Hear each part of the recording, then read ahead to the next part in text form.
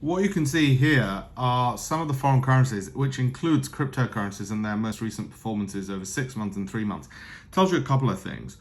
Cryptos give ridiculously large volatile moves, some on the upside, some on the downside. You can see which ones.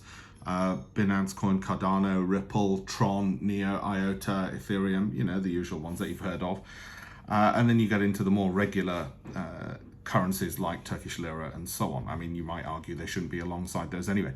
What it also tells you is over a 3-month period, of course, you've got things moving in the exact opposite direction. Very few have moved in the same direction over the same period. The traditional currencies have, and that's supposed to be one of the benefits of the traditional currencies, that they're less volatile. The price of that is greater consistency, whereas the cryptos will give you far greater returns potentially, but will also knock you on your backside. Over 3 months, for instance, US dollar Binance, 43% down. Over 6 months, 557% to the upside. What does that actually look like in a graph? Well, this is what it comes to look like.